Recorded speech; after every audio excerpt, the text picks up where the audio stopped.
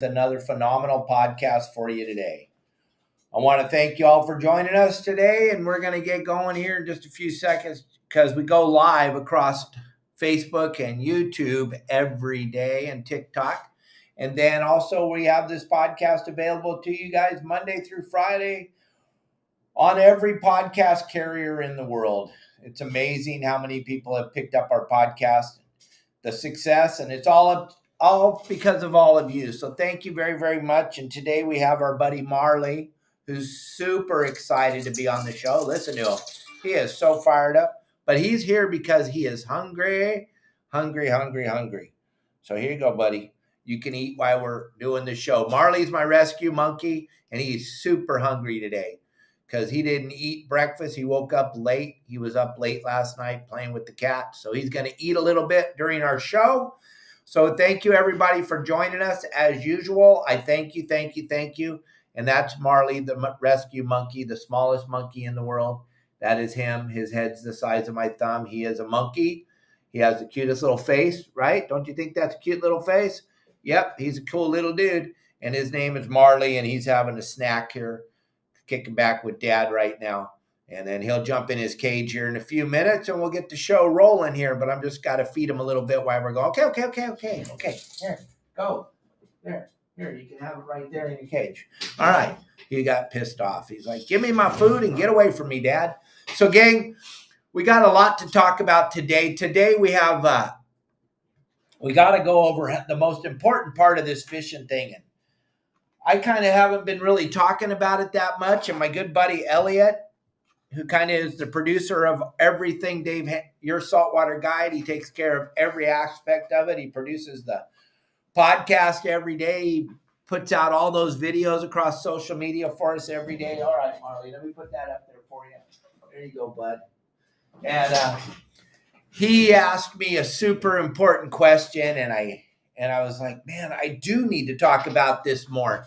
I do need to emphasize this more. And so because of Elliot, this is what we're talking about today. Today, we're talking about the fine art of casting and how important it is to understand that your cast is really going to dictate your success. So we're going to delve deep into casting today.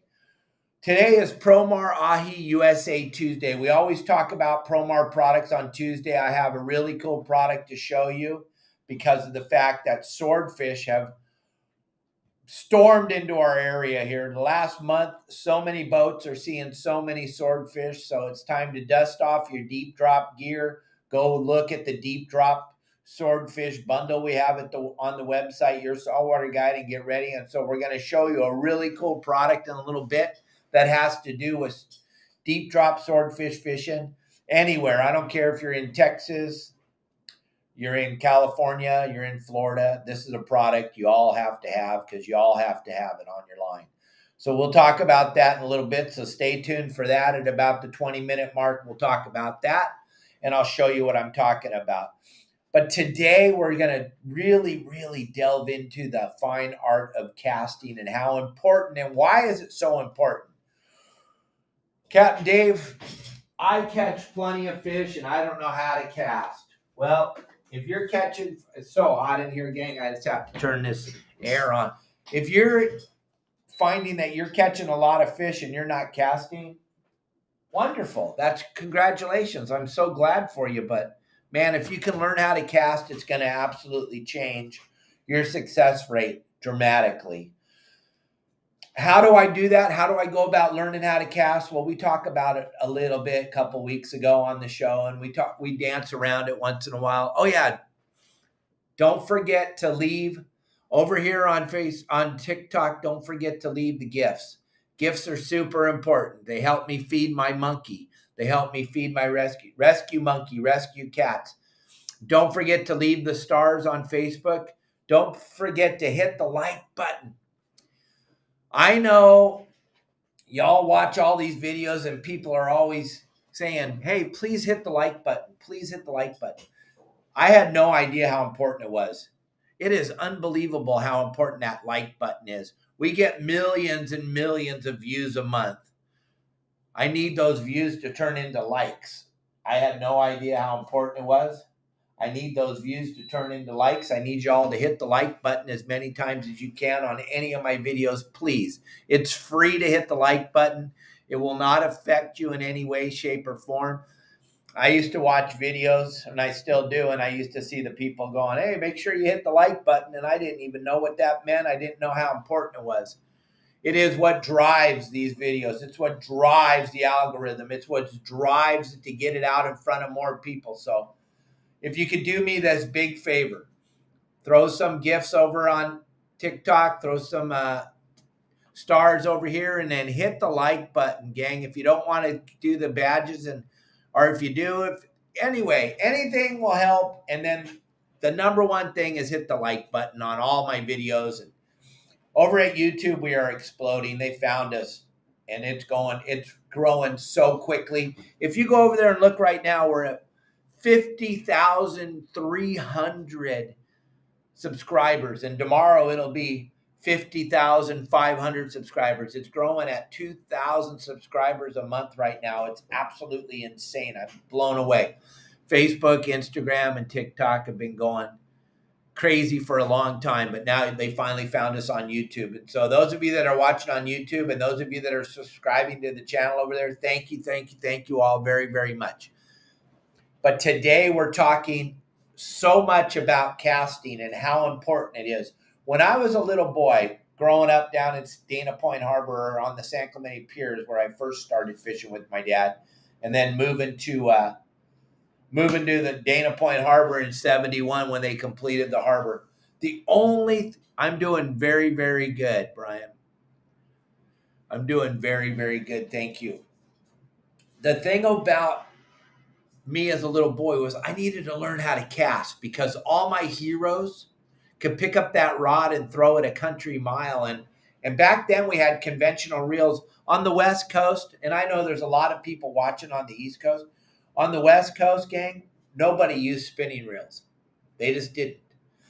My father, one of the pioneers, started in 1947 fishing in Southern California. We didn't get to use a spinning reel. He let my brother use a spinning reel, but he didn't let me because he knew. And if I picked up a spinning reel, he'd hit the back of my knuckles with his pliers. I didn't get to fish with a spinning reel. He was like, nope, you're going to learn this conventional thing. And I would sit in the backyard for hours upon hours. There's these little rubber casting weights that you can buy at a lot of the local tackle stores will have them. They're rubber. They're about an inch long, and they have different weights. And those work phenomenal. Why rubber? Because when you hit a window or you hit a car or you hit your house, you're not chipping the paint, you're not busting anything, but they weigh exactly what they need to weigh. Also, I grew up using a clothespin, which most people don't understand, but it weighs as much as an anchovy, and that's what we had for bait. But I would spend hours in the backyard getting big, giant backlashes and crying. Yeah, I'll admit it. I would cry, and I would sit there, and the tears would be coming out of my eyes and dripping into my reel, and I'd be picking the backlashes out, and I'd be looking for my bait knife that my dad gave me to cut up my squid. And I would look for that knife to cut the backlash out. And then I'd hear my dad, don't you cut that line. I'm not buying you any more line. I didn't know at the time that he was teaching me how to be a sport boat captain. He was teaching me the fine art of getting a backlash out. There isn't a backlash alive that I can't get out of your reel. I learned how to do it at a very, very young age. But that was because my father was you think your dad's my dad is mean to, you have no clue, gang. My dad was gnarly. And the guys that work for him in the industry will tell you he was gnarly. And if they think he was gnarly, you can't even imagine what it was like being his son. He was gnarly. He didn't take any crap, and he didn't let you flake off, and he didn't let you get away with nothing. And so I would sit in the backyard scared to death that I couldn't pick the backlash out. Tears falling on the reel, can't even see, looking down at the backlash and trying to pick it out. So then get the spool all set and then wind it back on and not understand that if I didn't guide the line perfect back and forth, when I went to cast the next time, big backlash. My dad didn't even teach me the basic parts of the cast. He didn't teach me anything. He just said, go in the backyard and stand back there and practice. And I had a rent reel, and it was an ocean. I don't know. You probably don't even know what I'm talking about, but the reel was called an ocean, and it had the most unbelievable old steel spool in it that would eat the line.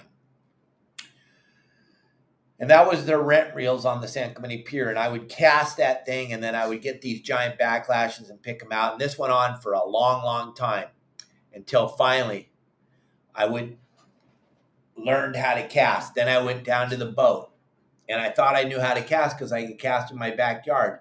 All of a sudden, then I was tangling up everybody on the boat because I didn't understand that when you follow through with the cast, whichever way the tip of your fishing pole is pointed, that's which way your line's going to go.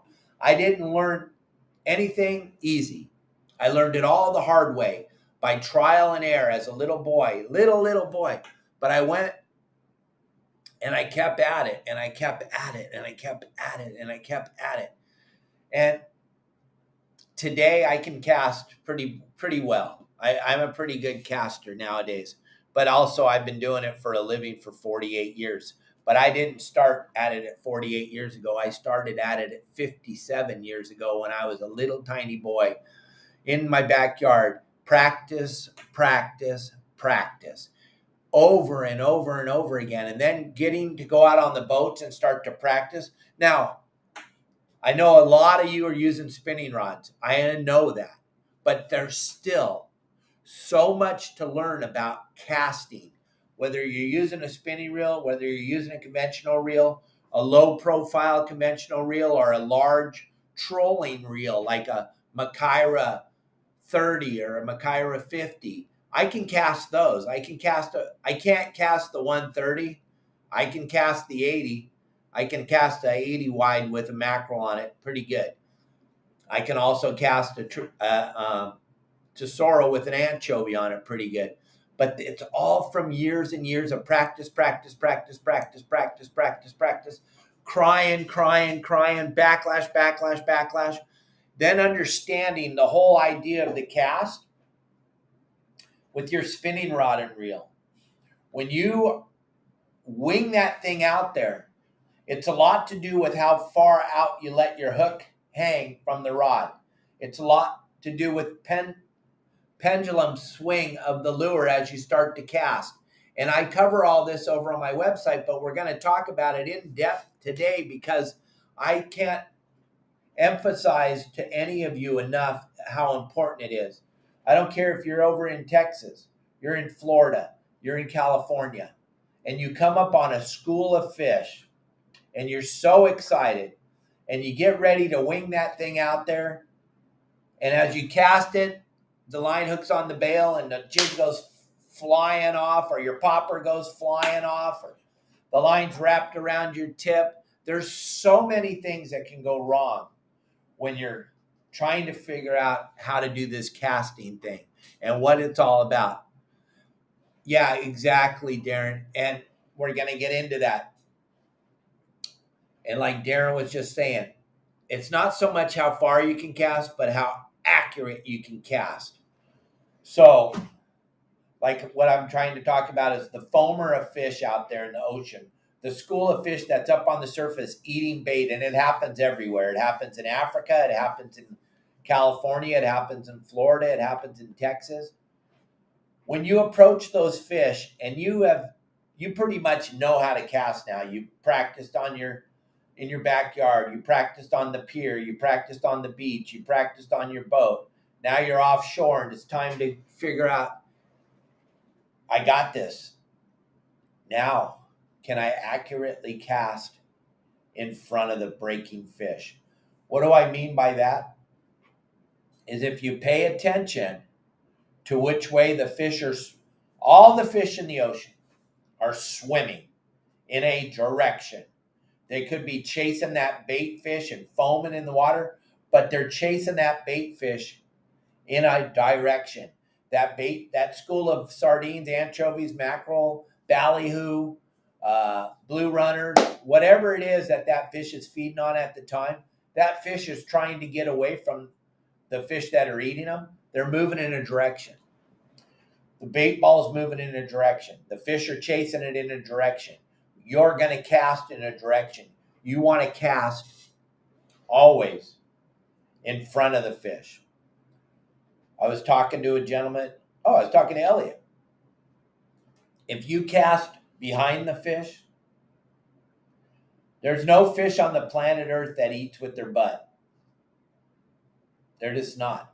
So you don't want to cast behind them. Second of all, if you cast behind them, when that bait, lure, popper, whatever it is, hits the water behind them, it's going to slap on the water just like that. If it hits behind them, they're scared. They're going to swim away from it as fast as they can, because I don't care if they weigh 1,000 pounds or if they weigh an ounce. They're fish, and they're dumber than hell. And you guys overthink this fishing thing way too much, and you give these fish way too much credit, and you spend way too much time worrying about the fish. The fish are stupid. Fish are dumber. The smartest fish in the ocean is dumber than the smartest mouse. That's where the disconnect comes from. You guys put way too much effort into thinking, I got to outsmart the fish. Gang, it's not that hard to be smarter than the fish. Don't cast at their ass. Don't cast at their butt. Don't cast at their butt. Well, how do I do that? Well, look at them. Look at which way they're headed. They're headed in a direction. They always are. If they're in a circle, going around in a circle, they're going in a circle. You want to throw it in front of them. If they're going to the west, you want to throw it in front of them. If they're going to the east, you want to throw it in front of them. If they're going south, north, whatever, you want to throw your cast in front of them. You got to start to slow everything down. Here's what I see a lot of problems, especially in Southern California, this foamer fishing. There's 10 boats driving full speed behind the fish. They didn't slow down. They didn't take their time to figure out which way the fish were moving. They're driving like a crazy maniac right up the fish's butt. And the fish get spooked and they go down. It happens every single time. You have to calm down. You have to bring down your adrenaline level. You have to slow it down, and you have to look, and you have to pay attention, and you have to see which way that fish is headed. Now you want to maneuver your boat out in front of them. Do not approach them from behind. Same with the cast. Don't cast behind them. But also on your boat, don't approach them from behind, because they're going to get spooked. They're spooked. They're already spooked. They think something's trying to eat them. They don't know you're a boat. They just know your noise. You're behind them. That's not good. Nothing ever good happens behind the fish. You want to get in front of them. They're feeding on bait, or they're all swimming in one direction. Get out in front of them. Throw your lure, throw your bait, throw your popper, whatever it is, in front of them. You're going to get a bite. Tim asked, what's the secret to fixing a bad backlash? Slow down. Slow down, sit down, put your glasses on, and look down into the reel. A lot of times, you want to back the spool up a little bit and look. There's going to be one piece of line that the other line is hung up underneath. You're going to want to try to slowly pick at it, very slowly. And pick at it and pick at it. All of a sudden it'll come loose and you go, and then you give it a couple more feet and another piece of line stuck underneath there. I learned this from doing it a zillion times, crying like a baby. But back to what we were talking about. So now you've slowed down and your adrenaline's kind of slowing down a little bit. There's a bunch of fish. They're jumping out of the water and you're excited. But now you've figured out which way they're swimming. You've maneuvered your boat out in front of them. This is the school of fish coming like this. They're moving across the screen like this. I'm going to drive my boat over here and park. And then I'm going to cast in front of them because they're going to swim right to my boat. If I come from behind over here, and they're moving this way and I'm coming up behind them, they keep moving, all of a sudden they're all going to go underwater because my boat goes right over the top and they're scared to death.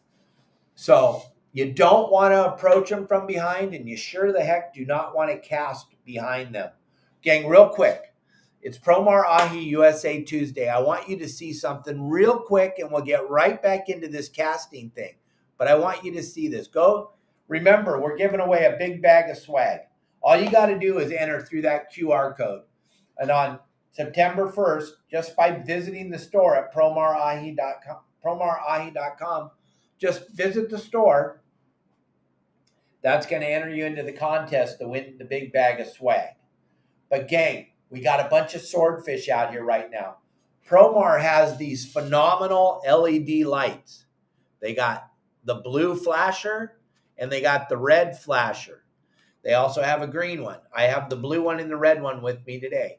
These are a must-have on your line when you're deep dropping for swordfish. If you go and you look at Mike Maddox and Nate talking about deep dropping for swordfish, there's always a light on there blinking because it's going to get the attention of the swordfish when he's down there 1,000 feet deep. It's going to get him to turn and swim over and look. These lights are made by Promar. These lights are available on the website. These lights are a must-have if you're going to go, and they're activated by the water. So as soon as they come out of the water and get dry, they stop flashing.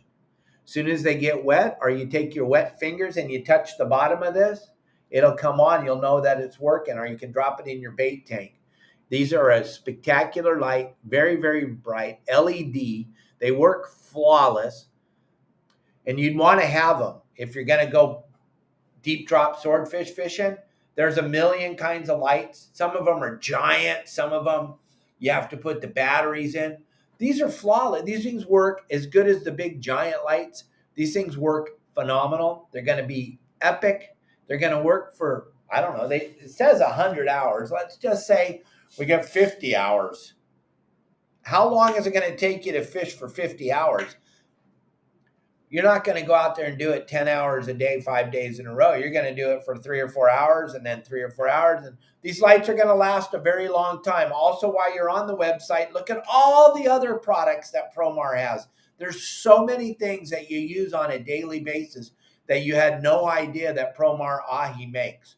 When you're in there through the QR code, or those of you that are driving around in your truck or your cars listening to the podcast, go to Promar Ahi USA or promarahi.com.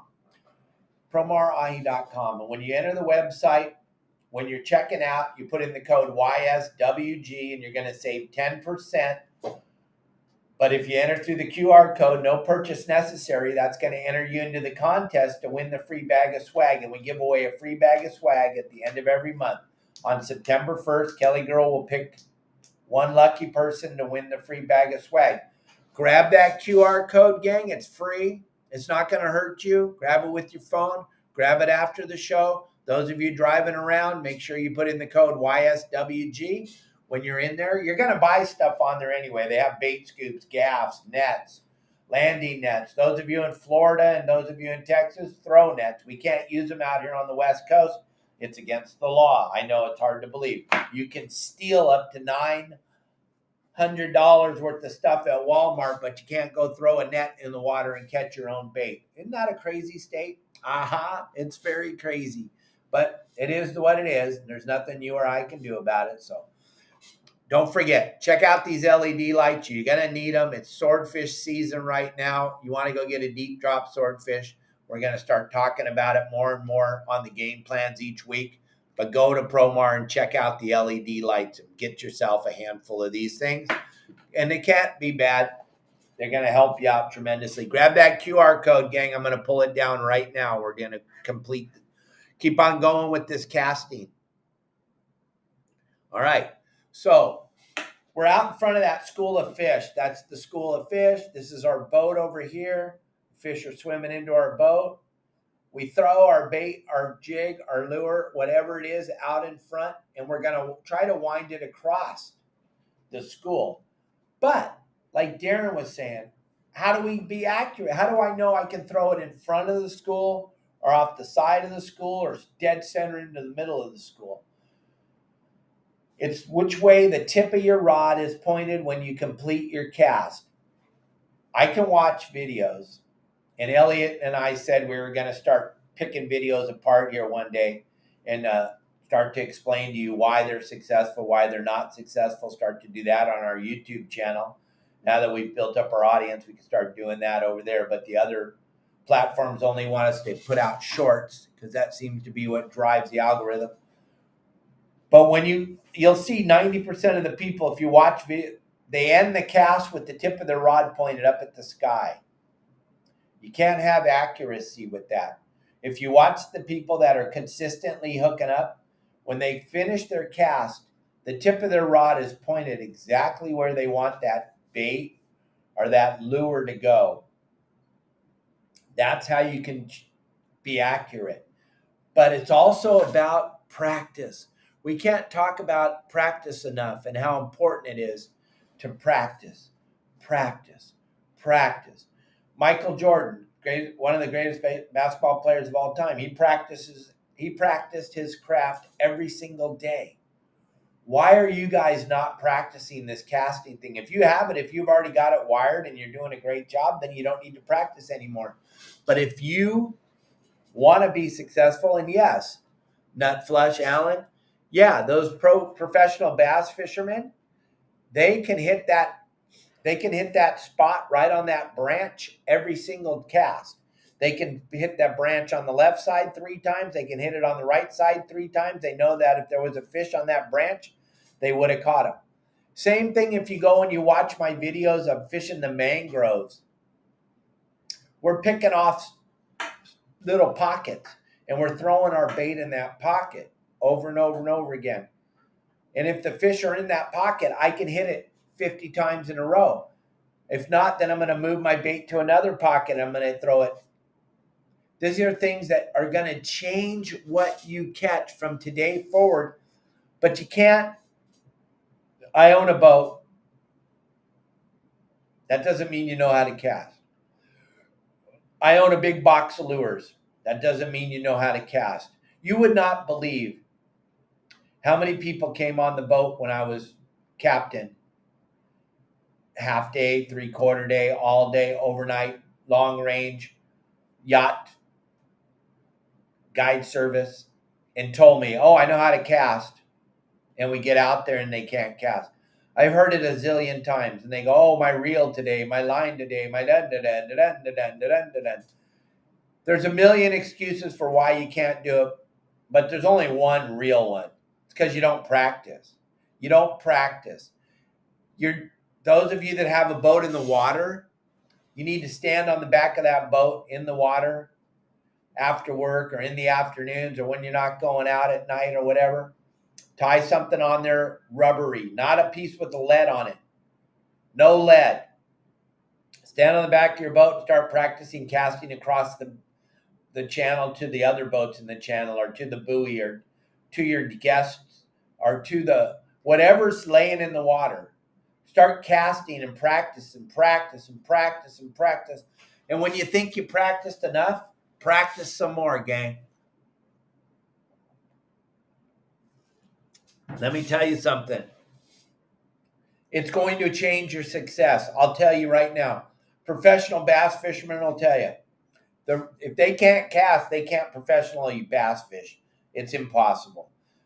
Those of you that are going out here on the weekends on your boat and you're not having any success, it's because you didn't practice. I know this is something I know about. I talk to people all the time. They go, oh, I only like to fish for those yellowtail and dorado when they're on the kelp patties. Yeah, you know why? Because there's no talent at all involved. That's why so many of you look so fantastic last year. Why those, and I call them dumb because they are dumb. Dumbest fish. There's only one other fish that's dumber, and that's an albacore. But the dorado are really dumb. You just take some line, you take a bait, you hook it on, you take 5 feet of line, peel it out of your reel, drop your line bait in the water and the bait swims away from the side of the boat, Dorado eats it, and you catch a fish. If you can learn how to cast to the other side of the kelp patty, or when you're watching that big bull Dorado swim around, but all you're catching is the little hens because you don't know how to cast your bait out away, or you don't know how to accurately cast your bait in front of that big Dorado. If you can learn how to do that, gang, you will catch that big Dorado every time you go out there. Yeah, you will, because you learn the accuracy of casting. If you don't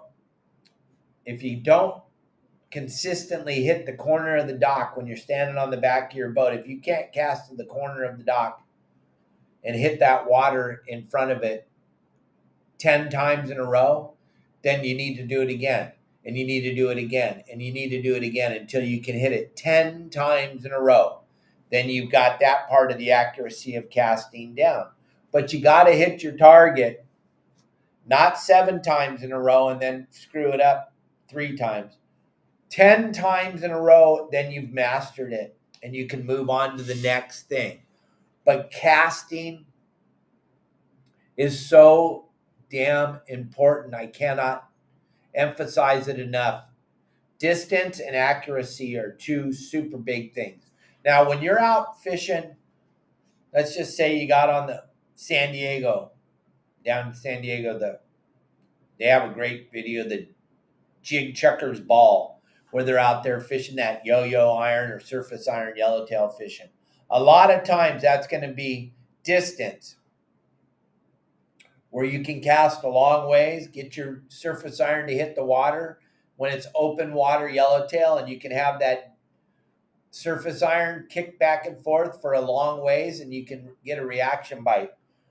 But then again, a lot of times that yellowtail, or I like to surface iron fish for big calico bass, they're on structure. So you have to be able to cast your lure to the edge of that structure and then wind your lure back to the boat. And you're only going to get bit in that first 3 or 4 feet when you're fishing that structure. So it's super important to pinpoint your cast to that edge of that structure, and that lure comes through there, swat, kicking back and forth.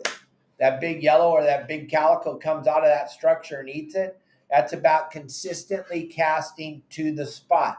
Also, you want to be careful that you do not snag that thing. And that would be done because you weren't accurately casting to it.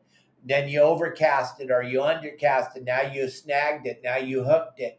So it's super important to learn. First of all, forget about accuracy. Learn how to cast.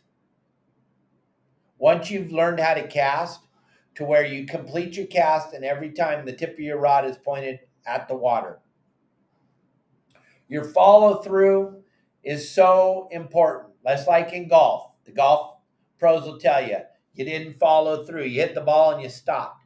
You've got to follow through with your swing. You've got to follow through with your cast. You see the good jig throwers on the sport boats? They're all following through on their cast. Watch any of the videos. They follow through 99.9% of the time. That tip is pointed straight down into the water when they complete their cast. That's which way you want it to be anyway, because when you complete your cast, you're not going to hold your tip up in the air and wind so that the lure's slapping out of the water. You're going to hold your tip down so that the lure's got more time in the water to spend kicking as you're winding it. But learn how to cast distance first. Pick the backlash out. If you're using a spinning rod, it's the same thing, except you don't have to deal with getting the backlash out. But good lure throwers on conventional reels will outcast a spinning rod chucker any day of the week. We always have, we always will, and it's okay. It doesn't mean you guys aren't good at fishing. Those of you that are good with the spinning rod, you're good. That's great. But we can still outcast you with our conventional reels. We just can. It's just the way it is. Our bearings, the line's flowing off your reel. The further out the cast goes, the harder it is for the line to flow off your reel. You can't win that argument. You can argue with me all you want. Please leave a million comments to explain to me how it works, but it doesn't. If you think about it, your spinning reel casts the best when it's full of line. As the line starts to come off your reel and it starts to get down on your spool, there is going to be friction caused by the line spinning off the spool. We don't have that problem with the conventional reel because it's all about the spool and the bearings, and it has nothing to do with the line. So the spool and the bearings are what allows the conventional rod and reel caster to cast way farther than the spinning rod and reel caster. It's just physics. It's just the way it is. I know your sister's brother's aunt's cousin can cast way farther than Captain Dave can with their spinning rod and reel. Come to a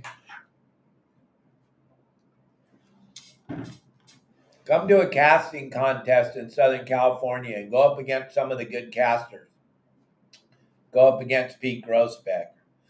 Go up against Billy Miyagawa. Go up against, I don't know, Brandon Hayward. Some of the really good jig casters, and I'll guarantee you spinning rodders cannot outcast them. You never can.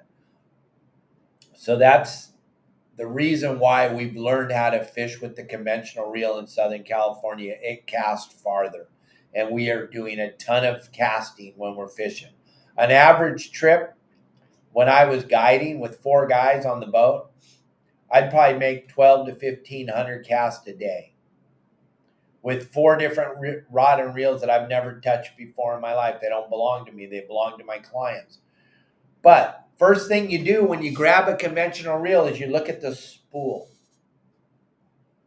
And if the line is not on the spool level, you need to strip the line off into the water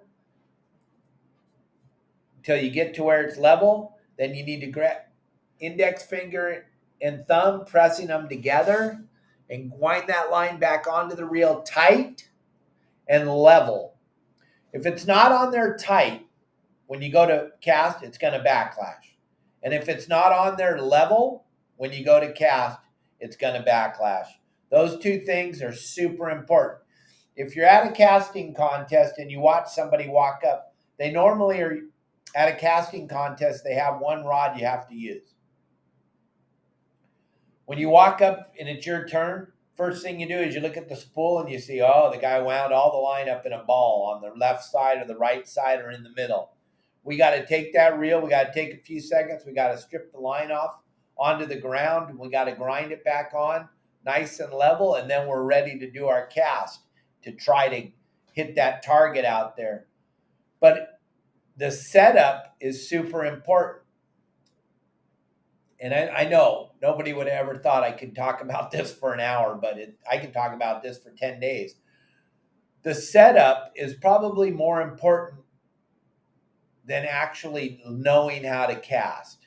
Because if you know how to cast, you know how to cast. But if you grab that reel and the line is not on there proper, then it is going to backlash. I don't care who you are or how good of a caster you think you are. If the reel has the line on there loosely, it's not going to cast proper. And if the line is wadded up in the ball, it's not going to cast good. So here's what you want to do. You want to make sure that you strip it off, wind it back on. But now here's where it gets really scary. You're in a wide open foamer, fish jumping everywhere, and you cast out, you wind in, you got so excited, you go back to cast again. Stop. Look at your spool. Did you booger it, winding it on? You probably did, especially if you're excited and your adrenaline's flowing at a high rate. You probably wound that line up in a ball on the left or the right. You weren't guiding it the whole time because you weren't focused on the reel. Guys that do it every single day for a living, we cannot not wind it on straight. We don't know how. But those of you that are just fishing a little bit once or twice a month or whatever, because that's what most of us get to do is fish once or twice a month because we got that job thing going on. So we don't get to get out there every day.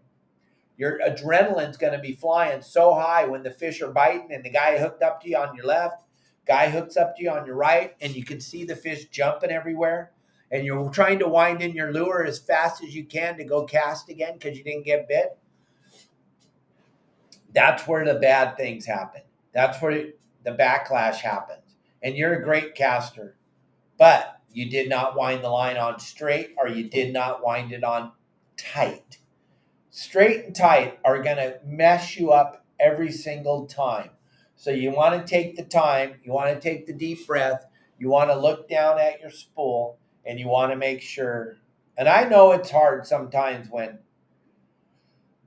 everything is going 100, sorry, everything is going at 100 miles an hour. You're so excited.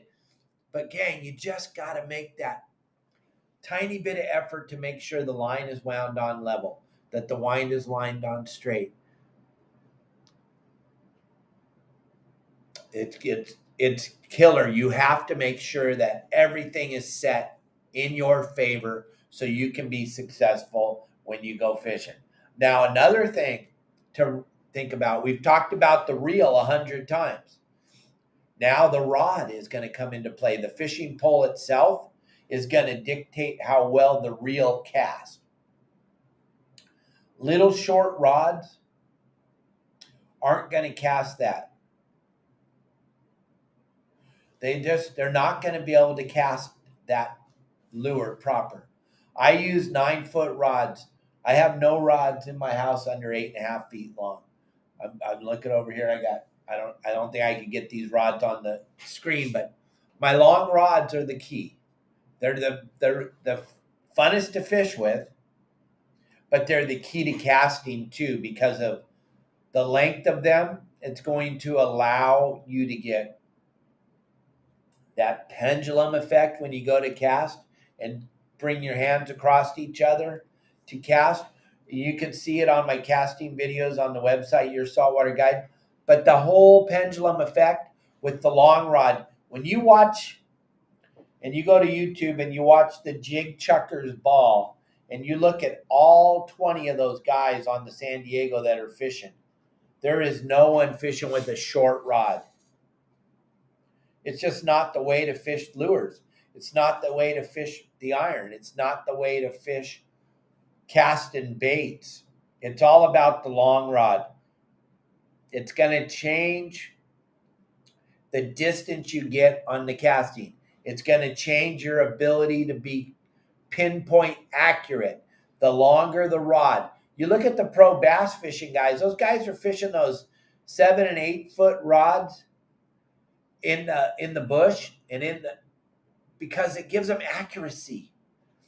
The little short rods, they give you no accuracy. They give you no accuracy. They give you no distance to cast. Back in the old days, we used to use a little short rod blue tuna fishing.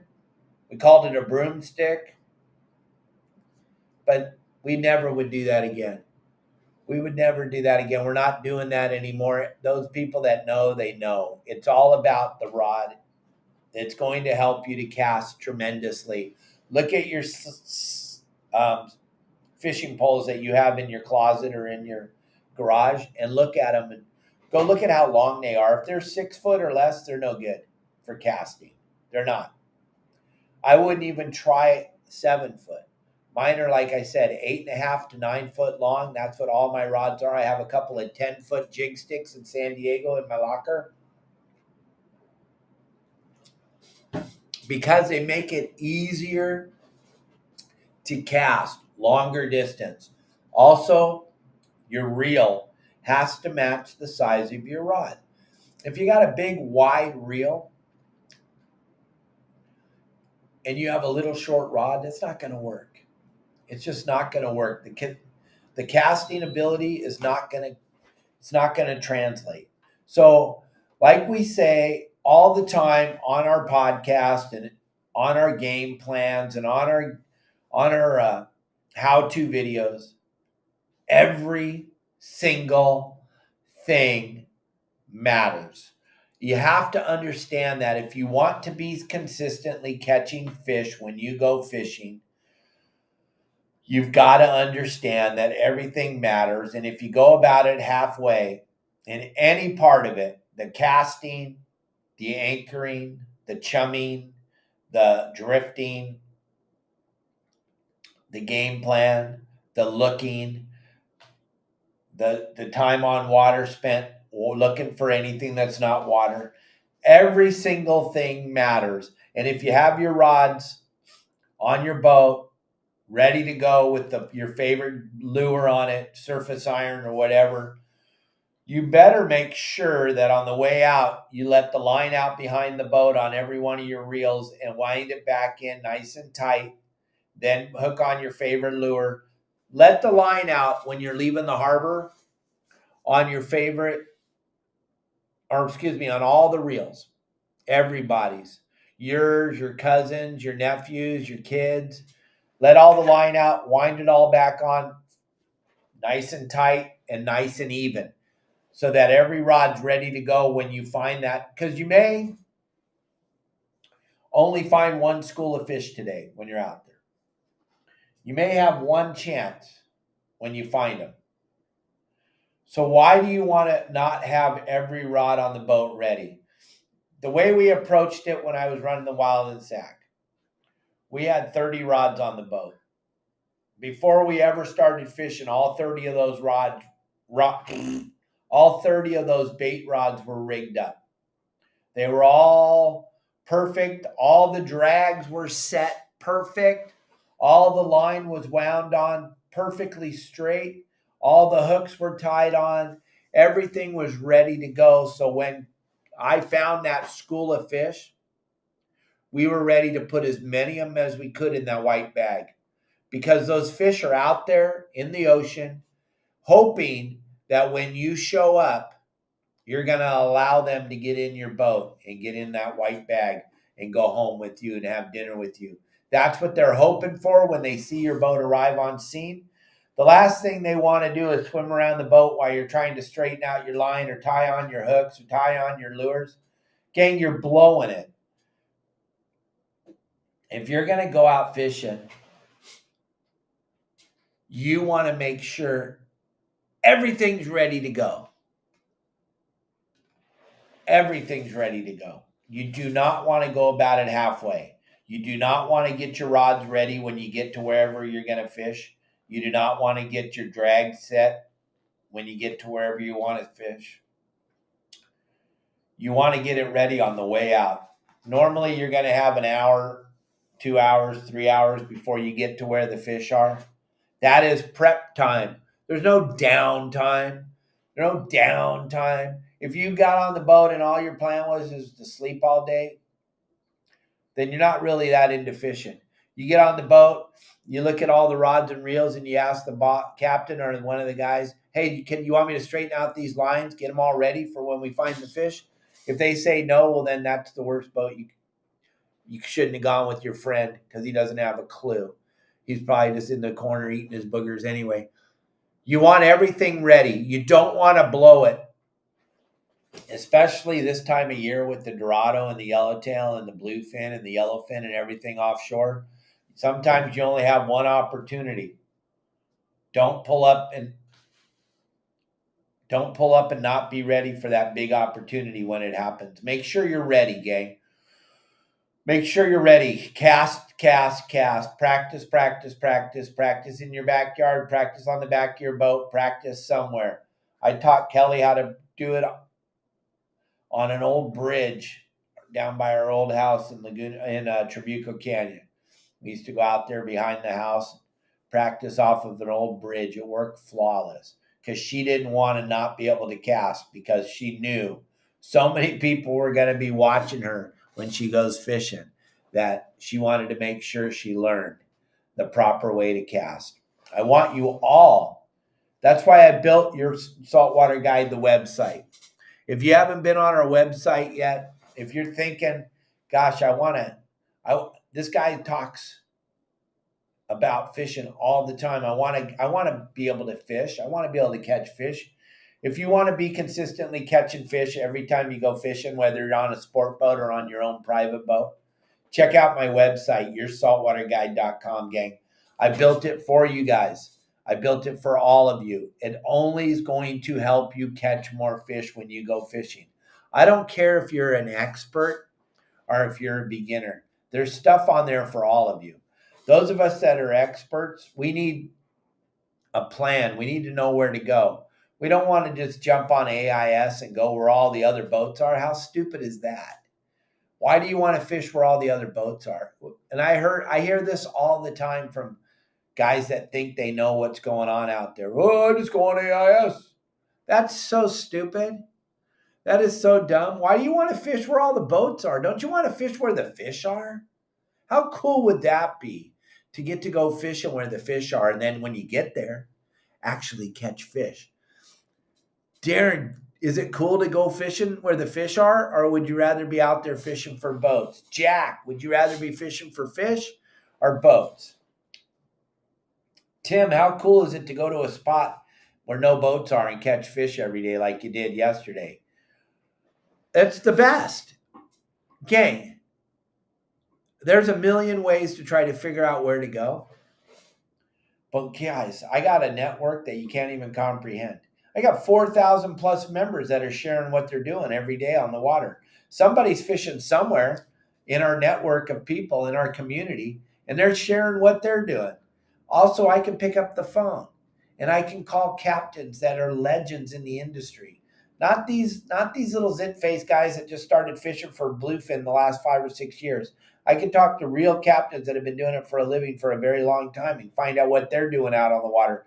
If you don't believe me, just look at our guest list that we've had of people on the podcast.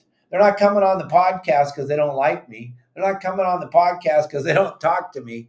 They're coming on the podcast because they're my friends and they're sharing their information with me on a daily basis. We put together some of the best game plans you could possibly have to go fishing in Southern California. We're constantly adding more videos. Right now we have, I think, 580 or something videos on the website, counting the podcast, the game plans, the hot spots, and all the other cool stuff.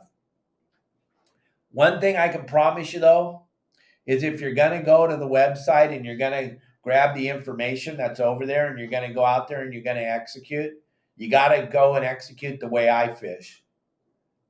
I can't tell you how to go fish the spots I tell you to go fish, the game plans I tell you to go fish the way you fish, because I've never seen you fish, nor do I want to know how you fish. I'm telling you how I do it. The way I've done it works flawless for the last 48 years for a pretty good clip. We've been able to catch a couple of fish over my lifetime. So done very, very well. So check it all out and make sure that you're practicing all the time.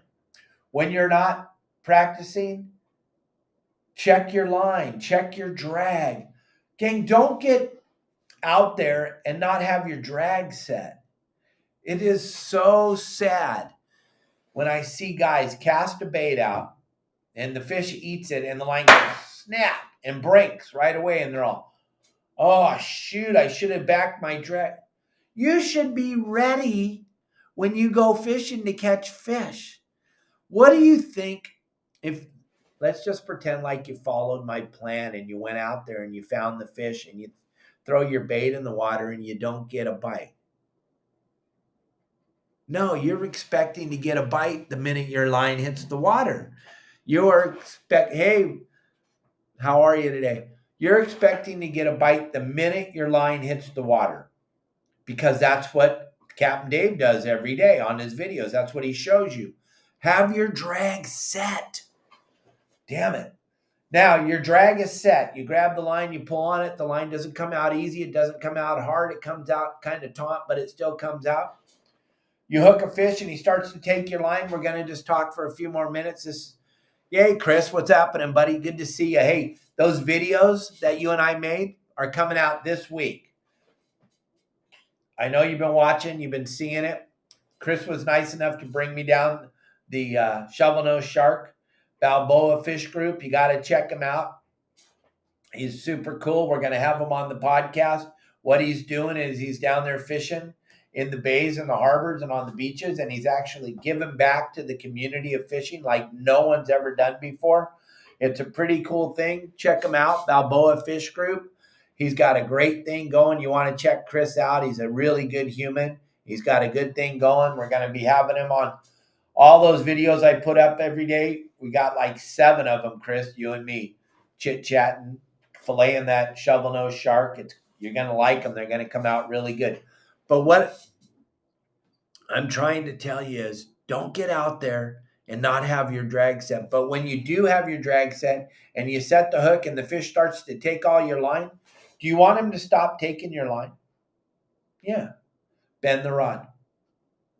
A lot of booger eaters go, oh, that's high sticking. Oh, eat a booger. Bend the rod, gang. You bend the rod. There's many times where I have the reel right here in my chest and the rod is bent so far over and he's still taking line, I start to bend my back backwards. Reel is right here. I'm holding it right here. The line's still coming off, but the rod's bent so much. Now you've put all the pressure. That fish has to stop swimming. He can't swim anymore. It's about bending the rod. We'll get into that. I have that in my video series. Go ahead, leave the comment and tell me that doesn't work. I think it's so funny when you do. Go ahead and leave the comment. It's okay. You can show us what you don't know. But I'll tell you what, if you learn how to bend the rod, you'll stop the fish every time. Here's what most of you do, though. When the fish starts to take your line, you put your thumb on the spool, break the line off. He stopped taking it right away. Yeah, he did. Now you just tie on another hook and start over again. Gang, your spool of line is filled to the rim. If he takes all of it, that's a great story, for God's sakes. I got spooled today. What an awesome story. Instead of, God, I ate my boogers and I put my thumb on the spool and I broke off 50 hooks today. What a dumb story that is. Nobody wants to hear that story.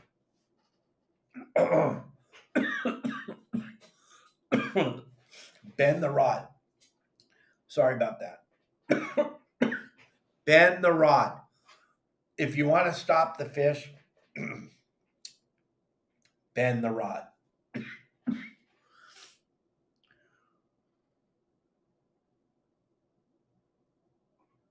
Right. It's designed to bend. The rod is designed to bend, but you got to bend it. If you watch, go on YouTube and watch videos of people fishing. Very, very, very few people will bend the rod. You know why? Because it's hard. It's so hard. It's hard to bend the rod. It's so hard. It's hard. It's so hard. Yeah, I know. That's why it's hard, because it's hard. Quit being a baby. Bend the rod. Bend it. The more you bend it, the harder it's going to be for that fish to pull the line off your reel. Yep, it is. It's not going to break the line, but it's going to break that fish's will to pull the line off your reel. Bend the rod. Set your drag. Practice, practice, practice casting. Please practice as much as you possibly can. You got to practice, you got to practice, you got to practice. Practice, practice. All right? Gang, thank you very much. I hope you enjoyed the show today. It's all about casting. Share it with a friend. Hit the like button. Please subscribe to YouTube. Hit the like button. Hit the like button on TikTok. Hit the like button on Facebook. Darn, that went down the wrong pipe. Yep, I'm a human being. I'm not a robot like... We won't say it. We don't want to get banned. All right, bye.